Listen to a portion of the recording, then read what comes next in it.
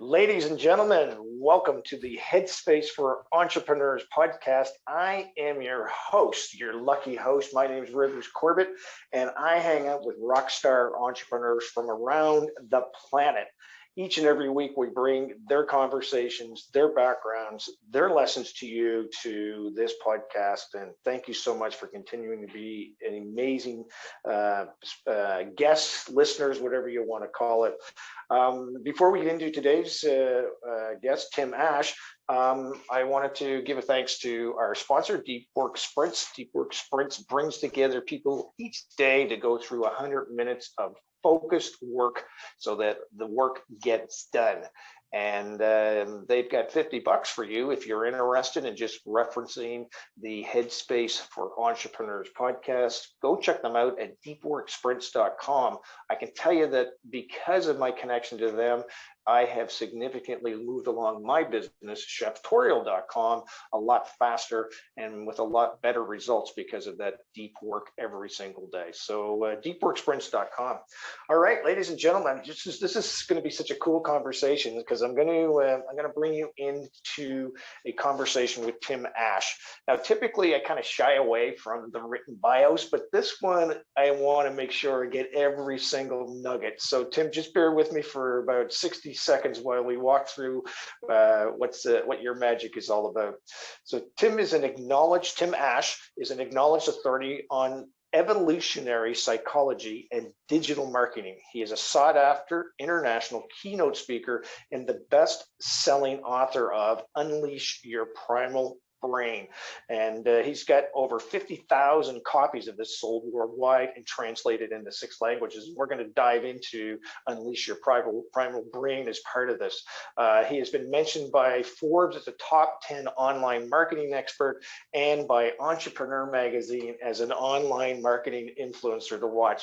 Yes, you can all thank me for finding amazing speakers like Tim. He's the highly rated keynote speaker, presented at over 200 events across 4 continents, and he's been asked to return as a keynote at dozens of events because of the fantastic audience response. He shines on massive stages with over 12,000 attendees. Now we're getting into the blah, blah, blah. So I just want you folks to all appreciate and love this man.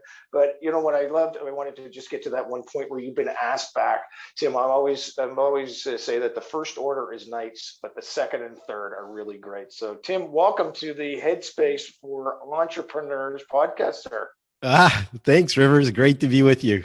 Well, we're going to have an amazing conversation, and I want to, I like to take our guests through the beginning journeys of their focus on what it is they do as entrepreneurs. So can you take us back to younger Tim Ash, where that was that aha moment where you said, this is what I'm going to do and why? Oh, okay. Yeah. Well, all right. I'll start at the very beginning. I was born in the former Soviet Union, a country that doesn't exist anymore, in Moscow, Russia now. Right on.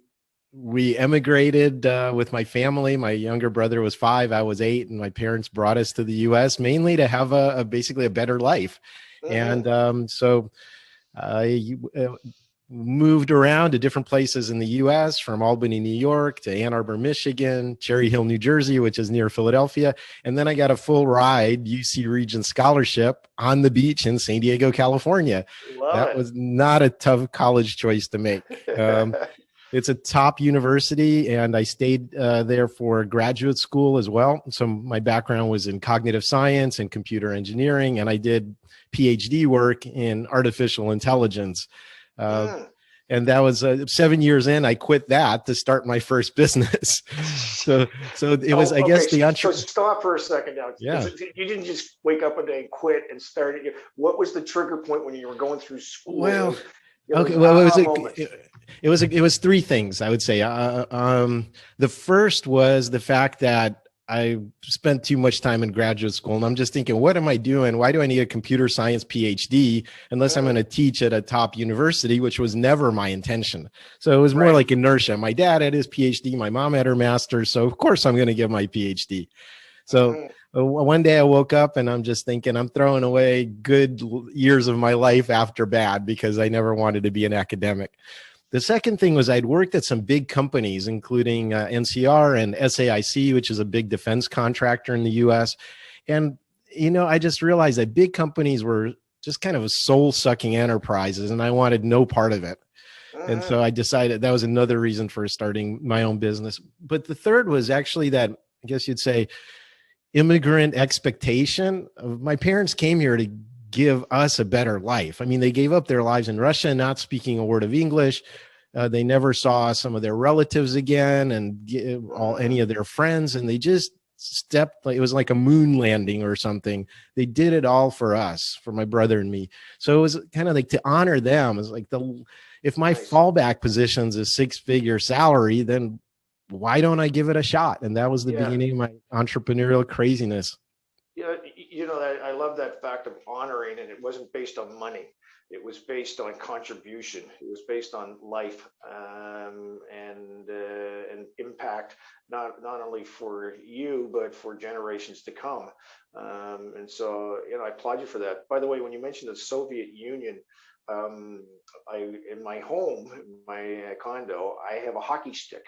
And my father was a member of parliament for many years, and the ambassador from the Soviet Union gave him this hockey stick, and it has all the players of the last time that the Soviet Union won the World Hockey Championships, and it's the signatures of all the players on there. So I think when you tell me that story, you're right. The Soviet Union isn't around anymore, but man, what an impact the geographic region did on the world. Yep. Okay, so let's dive into. Okay, it's go time now. You've made that decision, and a lot of entrepreneurs go through that. They said, "This isn't a lifestyle I want to have." What was the first focus for you as an entrepreneur? Well, this is back in the early .com days, shortly after Al Gore invented the interwebs. This is back in '95. Right. And so we were helping launch new .com startups and companies, building database-driven websites, helping them raise their first round of financing. I would often serve as the acting chief technical officer on the founding teams, that sort of thing. And it was really early days. It was when the internet marketing was kind of a cottage industry before all the big players consolidated, the eyeballs, and Facebook and Google and Amazon own the world now. And so it was a lot of fun, but a lot of ups and downs as well. I'd never run a company before, and so we evolved from building websites and doing internet marketing to focusing on paid search, on pay-per-click marketing. And we were early into that and driving a lot of traffic for clients managing their paid search campaigns, the little advertisements that you see in search engines, search engine results. Very cool. And then the focus shifted from there to the affiliate space was blowing up. That basically means working on a commission for other companies. So we decided we knew how to send good traffic. If we shoot it at your website, then pay us a commission if it works out. And so that was a lot of fun. And I remember one month we made a profit of, I think it was $17,000 just on ringtones, when ringtones were a thing. And so, lots of ups and downs. But through that, I kind of came onto my specialty, which was what we realized is we were sending really good quality traffic to really crappy web pages. And we knew the traffic was good. So when we figured out the larger problem was the crappy websites. And so we said, hey, let us fix your website. Then we can all make a lot more money, us as an affiliate and you as a company, because this will scale across all of your other traffic sources. And so we got into what is now called conversion rate optimization. And my agency, my former agency, Site Tuners, specializes in that. So I ran that for many, many years. Wrote a couple of best-selling books on the topic of landing page optimization, started an international conference series about it. And we created about 1.2 billion in value that we can document for clients like Google and Nestle and Expedia, all the way on down. That is so well, when I'm thinking, as I'm listening to you say it, I'm thinking of your parents. They say that's impactful. So are your parents able to see that and enjoy that? My mom saw most of the ride. My dad died when I was still in graduate school. I was about Okay, 25. Then my mom right. died about 3 years ago. So she got to see, Oh, my that's beautiful. entrepreneurial journey and a couple of her grandkids. And I think that was really gratifying for her. Yeah, well, again, they made the sacrifice to come over, so that's the fact that you were able to show them that. I always got to think with my parents too. They're both now dead for about 10 years, and I think about the same element. What type of impact can I have that would make them smile? Yeah, So I think it's a tough measurement. If I compare myself against my parents or like my dad, specifically, I go, God, I'm doing. I just want to do half as good a job as he did, you know. yeah, yeah. And then I'm not measuring up. I find myself not worthy in that sense. Well, it's something to always look forward to. Can you talk about what you just went through and the impact you made with all these organizations? But I want to get back to the first thing in your biography, your profile. It says you are an acknowledged authority on evolutionary psychology. Do you use any of that authority in running businesses?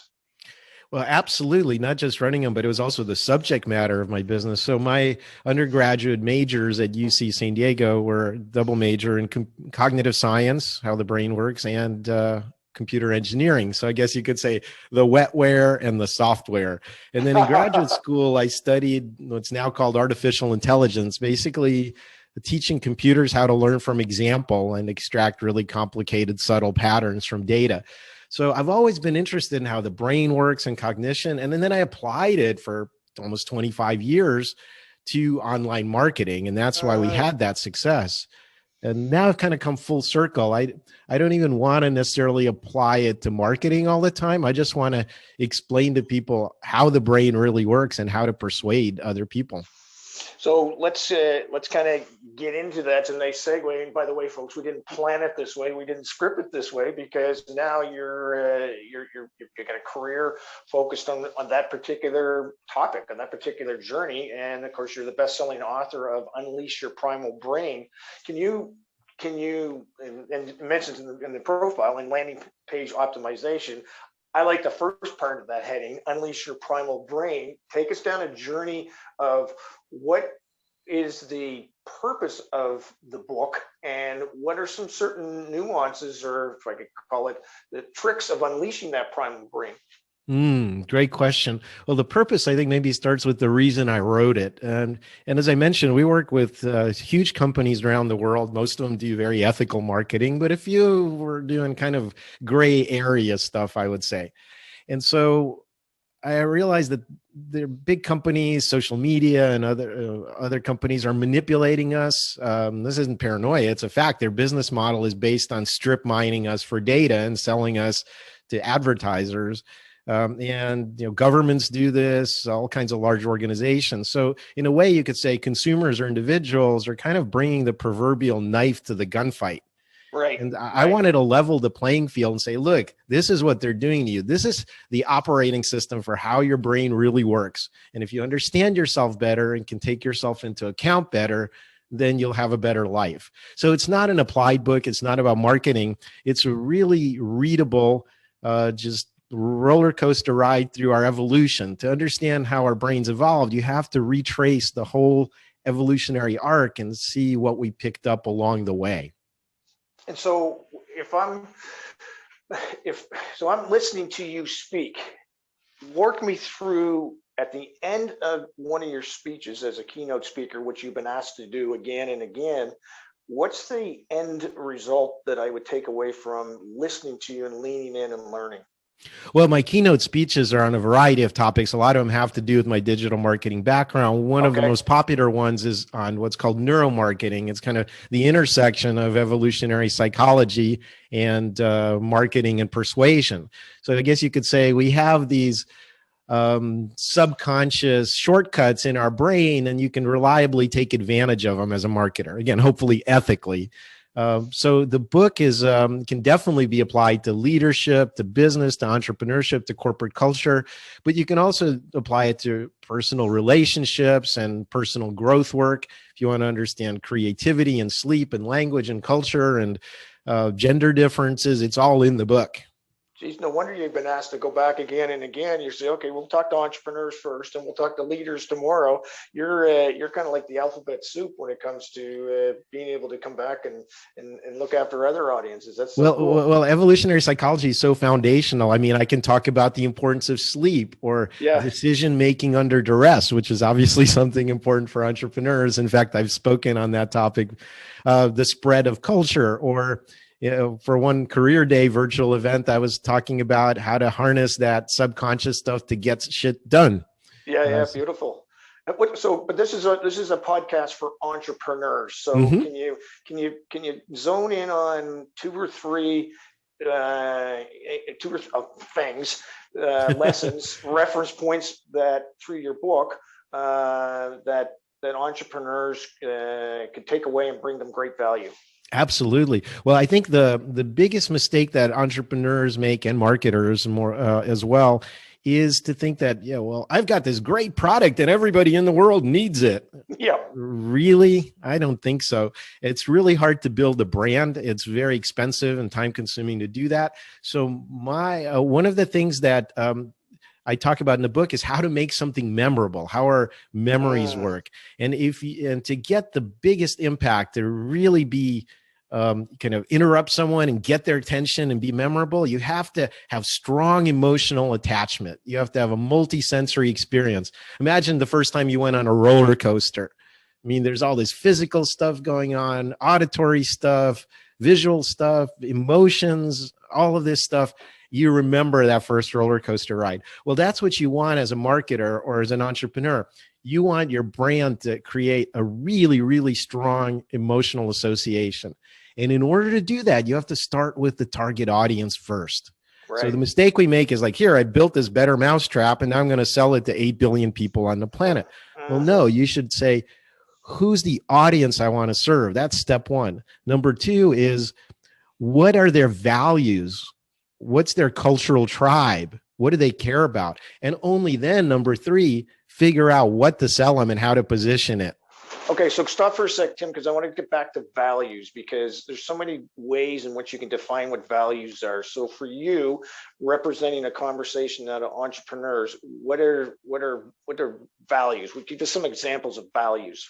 Well, yeah, let's talk about it as kind of your cultural tribe. So if I talk about businesses and brands, Apple is the, I'm cooler than you and I don't really care about my money tribe, right? Yeah, right. Whereas REI, the outdoor clothing and outdoor gear company, without knowing anything else, I'd say they care about the planet. They care about preserving wild spaces. Right. They care about environmentalism and the climate crisis. Like anybody that's their tribe, right? So if I'm saying, well, you no longer have a headphone jack on your phone, that's not going to appeal necessarily to REI people. Right. Okay. Right. They're like, where do I recycle my iPhone battery? That's going to appeal to them more. So even if you're selling the same product, you have to understand the values of the audience. And so first thing you need to do is zero in on that and spend a lot of time understanding their, kind of belief system, their culture, if you will. Maybe values is too strong a word. Yeah. So here's it. When I work with entrepreneurs, I like to always impress upon them that this is a journey that still needs to be fun. And so when you talk about values, understanding your client's values, how do you react when I say this? I think it's important that the leader, the owner of the company, understand what their values are first, then go and build a tribe around that, because now they're aligned with each other, and then look for the product. I agree. I think it shouldn't be like, here's the market opportunity and all the stuff venture capitalists want and their hockey stick projections of growth. Pardon my hockey stick pun there. All good. Yeah, but Canadians, I had to sneak it in. Yeah, right Yeah. on, So, man. but you know, you can't be some generic market segment. You're going after it. I think one of the biggest things you have as an entrepreneur is your passion. And if Mhm. you're not turned on by whatever you're doing, it doesn't have to be changing the world, but changing your little piece of the world. Yeah. Then you're probably going to run out of emotional steam at some point and won't be able to carry on in the face of all of the naysayers. So you really have to be passionate about it. And so figure out who else is in that tribe. The easiest tribe to find is the one you're already in. Say Yeah, what right on. matters to me because Mhm. you're a representative of it. Yeah, and I would think that I see so many entrepreneurs. They'll say, "Oh, well, look, everybody's going green now. I'm going to all of a sudden put my green shirt on and go for it." I mean, I believe in the fact that we get some issues from an environmental perspective, but my heart isn't in it. It chases other things. And if your heart and head are not into as the passion, the values, the principles of your organization, and you're just doing it because you're driven by money, I got to think that other people's primal brain is going to say, Rivers, you're full of shit. I don't believe what it is you're saying. Yeah, absolutely. You know, it would, basically what you want to do is find that laser like focus on who you're trying to reach. And here's the cool thing. You only have to resonate for them, and you will, because they'll be thinking, wow, where has this been all my life? I'm so lucky I just stumbled across it. This is perfect for me. You want that kind of reaction other than it's a generic, we are a green tech company and we help you save Yeah. 17% on your solar bill, you know, or whatever. Who gives a crap? Yeah, exactly. Exactly my point. I love it. So, is this what you're doing right now for your career? Is preaching the story, the lessons that we're talking about right now? Well, for me, my entrepreneurial journey took a big pivot a couple of years ago. My mom died, and I was kind of reevaluating myself, what to do in midlife and raising a couple of Mm, teenagers. And I just realized that my highest and best use on the planet wasn't running a successful agency. As right. much as, you know, we did have outward success, that's not what floated my boat. And Mm, so I decided to actually sell my share of the agency to business partners. It's doing great and rock and rolling. cool. Also, the conference series I founded, I stepped out of that, and I'm focusing on this kind of evangelist role, whether it's keynote speaking or writing my new book. Or doing some kind of advisory consulting in digital marketing. But it's just running a professional service firm wasn't what gave me juice. And at this Mm. point, with the hourglass running out, it's really about kind of picking a new direction for this stage in life. And so I'm doing what I enjoy and where I add a lot of value. And like you say, bringing that humor and passion and everything to it every day. Yeah, well, I'm going to tell you, folks. One thing that talk about the passion. I sure feel it when I'm looking at you. I don't have you on video now because this is an audio deal, but I love this place you hang out in to have conversations with. It really resonates with me as to one, the type of person you are, but of course all of the emotions that come out of me when I'm part of that. So that's the first part. Did you, when you set that up? What went through your head when you set that up? Oh, well, I really thought about kind of one of the things that I found is that through research actually is that people that are on purpose, that have a sense of mission, Yep. live better and happier lives. That the equivalent of not having a mission in your life is very, very significant. It cuts several years off of your health outcomes. Yes. So a couple of years ago, I've been part of this great international organization called the Mankind Project. They have chapters everywhere from Canada, Germany, South Africa, Cool. uh, and I went through this weekend. And as part of that, one of the things I developed or restated was my mission statement for life.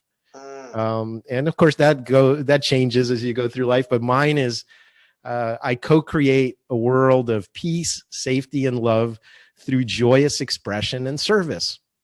wow. Wow. And so That's anything that I do, whether it's in my work sphere or personal relationships or family, comes out of that. It's a North Star metric. I know when I'm on mission and when I'm off. And so I just and, kind of look at that alignment and say, am I pointing in the right direction? and how many times have you had to adjust it? on your journey since you discovered it? Well, a couple of years ago is when I came up with this formulation, and it was an interesting process to get to it, which I can't talk about in detail, but definitely worthwhile to take the Mankind Project. It's called the New Warrior Training Adventure, their initiation weekends. After COVID, it'll restart again. They usually have them quarterly in most places. I've adjusted it once, and I tweaked the first word instead of saying I create a world of peace, safety, and love, I changed it to saying I co-create a world of peace, safety, and love. Because for me, what gives me juice is doing things with other people. We're the richest source of amazing energy in the universe, as far as I'm concerned. So writing a book is fun, yeah, but it's a solo activity. Being on stage or interacting with someone one-on-one, that's where I get the passion. So how do you, there's a reason I asked this, keep asking them, focused in on this. I just came through, I've been through some men's group weekends, and the one I'm just coming off is because we couldn't do it on the weekend, we are now spreading it over 12 weeks, blah, blah.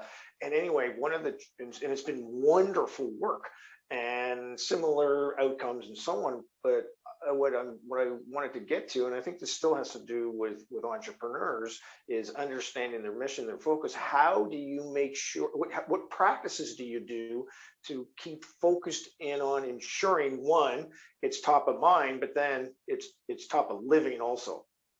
Well, I think there's a lot of foundational things that need to happen. I have a whole chapter in the book about sleep and how important that is for creativity, learning any new skills, physical or intellectual, our social development, and retuning our social calibrations every night, all of that stuff. And so I'm religious about my sleep. I try to get 7 to 9 hours a night, and I don't care if my vampire teenage kids stay up for the night shift. I'm outie. I'm going to go to bed. I do my Tai Chi. I journal every night about kind of a gratitude journal about all the good things that happened that day. So, and I actually have an ongoing weekly group through the Mankind Project here locally that we meet with. So I think it's really important to make sure that you're doing all the foundational stuff, because you can't build high performance on quicksand. Yeah, well, I guess that's my point. Is the foundational stuff is important to do, and what you've just relayed. Again, I already know this, but it's practicing ultimately to create a habit. It's not tough stuff. It's not tough to be grateful. It's not tough to journal. You just got to do it, and then the benefits over time will start to really compound themselves. That's right. I also studied, I was a saber fencer in college, but after college, I studied Tai Chi with the master originally from Hong Kong for 5 years. And, it's interesting. You probably heard the term Kung Fu, right? Oh, yes. And, most people think, well, that's a martial art. It's like karate, and then that's in Japan, and Kung Fu is in China. Well, It turns out the term Kung Fu is much more subtle. It's basically what it means is it's a skill acquired after long and diligent practice. So it's like this drip into the bucket. Eventually you'll have some martial arts skills after many years, but it's like what musicians call chops, but it's nothing you can develop overnight. And there's no shortcut to it. Like you say, you have to build it into your daily habits. You do for sure. Tim, we're coming at the end of this conversation, and I'm going to give you some time to just tell people to where you go to hang out with you, and how do they get a copy of your book and so on. But I want to ask a segue question, and it has to do with sales. Okay, because you started your business just like most entrepreneurs from scratch, from an idea, from a value proposition, and so on. But when I read your profile, it said companies like Google, Expedia, eHarmony, Facebook, American Express, Canon, Siemens, Intuit have benefited from their deep understanding and innovative perspective of Tim and his organization. How do you get relationships with organizations like that, so that they ultimately will turn into customers? So not necessarily how you get them to be customers, but most people like Google. I couldn't never think about Google being a customer of mine. What's your response to that for entrepreneurs? Wow. Well, there's no such thing as a company. They're individuals that happen to align themselves under the umbrella of that company. So all relationships are ultimately personal. And so my attitude has always been, and what opened some of those doors, is you have to start by giving. Yes. You have to be of service. You have to find a way to help people, and don't keep score. Don't try to charge for that first little hour or that first service. Like, here's a taste, and I know you're going to love it. Okay. And so you're coming across with that energy and you get people results with your product or service. Then you have their undivided attention and you stand out in this crowd of people trying to sell them that used car or whatever. Yeah, I love it. I love it. And it is, ultimately, that's how it starts when you're dating someone that you're attracted to. You just start off with, can I buy you a drink? Can I buy you lunch? Whatever, right? And ultimately, if it starts working out well, you end up getting married and then having a beautiful relationship. So that's really cool. So Tim, how do people get a hold of you? I know you've got your website, timash.com. It's pretty easy to remember that. Is Ash a Soviet Union name, or did you guys change your name and you can do? No, I'm going to give you one chance to say it back to me. No one can pronounce my real name, not even Russians. You ready? Yeah. Timur Alexandrovich Astashkevicher. Yeah, right. Good luck with that. Good job. So we shortened it to Tim Ash. It's a lot easier. Otherwise, I'd be spending my whole life spelling it for people. That's so cool. So yeah, so that's one way. Is that the portal that people started? Well, timash.com. Timash.com talks about my digital marketing consulting, which is everything from guaranteed reviews of websites to internet marketing strategy or training or advisory for senior entrepreneurs and executives. And about my keynote speaking. If you're interested about my book, Unleash Your Primal Brain, Demystifying How We Think and Why We Act. I wish we had more time to talk about it, but if you go to primalbrain.com, you'll see the ebook, audiobook recorded by me, and the paperback will be available worldwide April 6th. It's available now for pre-order on Amazon and everywhere else. So primalbrain.com is the book website. And did you own Primal? Were you lucky enough to get Primal Brains? You'd have to buy it. I was lucky enough to pay money for it. I love it, dude. Every possible word combination is taken, in case you're wondering. Well, that's funny you say that. I thought so too, but I started a company 9 months ago called Cheftorial. And I thought for sure somebody would own that because I looked up Cooktorial and Cooktorial was taken. I said, well, crap, the Cheftorial is going to be taken. $11 later, it was mine. So, well, sorry, I should have said every real word out there is taken already. So sticking together words like primal and brain. By the way, somebody offered to buy a country music wannabe offered to buy timash.com from me many years ago. And I was running my agency then, but I didn't sell it to him. So I'm glad I kept it. Yeah, that's brilliant, dude. Well, Tim, this has been just amazing to have a conversation with you. We came together through a conversation on LinkedIn, relationship building, and I'm privileged and honored to start a friendship with you and see where that's going to take us. So thank you so much for being on the HeadSPACE for Entrepreneurs podcast, dude. Yeah, likewise, my brother. It's been a lot of fun. It has, dude. Keep on happening.